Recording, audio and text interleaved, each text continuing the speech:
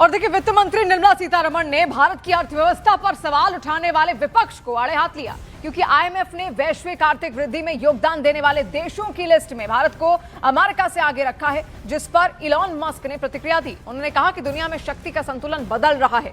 Musk ने टिप्पणी social media platform x पर एक चार्ट शेयर करते हुए दी। ये चार्ट आईएमएफ के जनवरी 2026 के अनुमानों पर आधारित है। मस्क की पोस्ट के बाद वित्त मंत्री निर्मला सीतारमण की प्रतिक्रिया भी सामने आई। उन्होंने विपक्ष पर निशाना साधा और कहा कि विपक्ष को समझना चाहिए कि भारत एक नई आर्थिक शक्ति बन रहा है।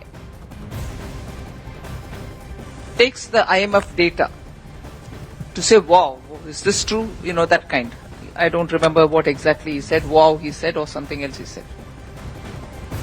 China contributes 26% of growth in GDP, global GDP.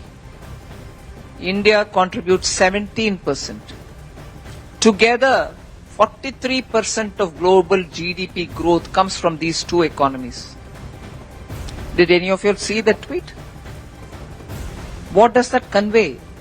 I will say this from my side in the parliament, but India's opposition should also understand that this is the kind of strength that India has acquired now.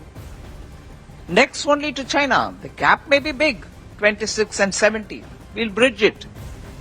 But we should have the confidence that together with a big economy which is just next door, we contribute 43% of global GDP growth. And we are living in that India.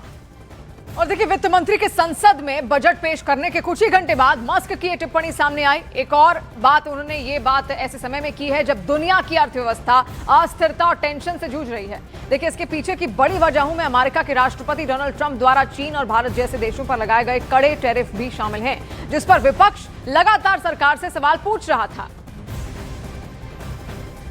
There is a global tariff. There is a tariff threat. There is a penal tariff in India. What is she doing about it? Why has she not even mentioned it in the budget? Is there nowhere in the budget speech, subject to correction, have they mentioned the penal tariffs imposed by the United States, the growing trade deficit, especially with China, the low gross fixed capital formation, and the reluctance of the private sector to invest in India, the uncertain outlook for flow of FDI, and the persistent outflow of portfolio investment?